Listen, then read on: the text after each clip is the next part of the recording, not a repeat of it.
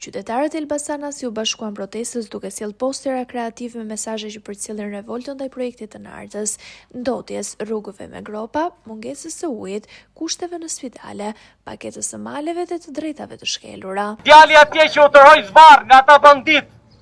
Ai është çdo njeri për ju këtu sot. Është çdo njeri për nesh. Qofse na marrin dignitetin, nuk na kanë lënë më asgjë tjetër. Sepse nuk jam këtu për të ardhmen time, por për të ardhmen e fëmijëve të mi, që Zoti do të mi bekojë. Por nuk dua t'i rris këtu, në këtë Shqipëri të cilën ju po e trajtoni si mall që po e shisni. Ju nuk jeni askushi, ne dim shumë mirë se si që ju po i blini votat, si PD dhe PS, pa dallim.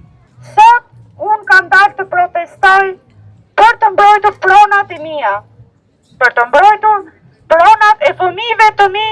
Por e ardhmja nuk mund të ndërtohet me premtime boshe. Nuk mund të kërkojmë që fëmijët të nderojnë për një të nesërme më të mirë, kur çdo ditë u japim arsye të humbi shpresën. Jam 11 vjeç. E kur të rritem, unë dua të jetoj në Shqipëri.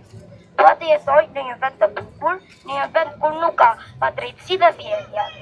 Në Shqipëri, unë dua të kem një të ardhmen dhe të mos detyrohem të largohem nga Shqipëria. Protesta u zhvillua në mënyrë paqësore dhe konsiderohet si vijim i revoltës qytetare që po mbahet paralelisht edhe në Tiranë. Protestuesit u shprehën të vendosur për ta vazhduar edhe në ditët që do të pasojnë, me moton nesër më shumë se sot.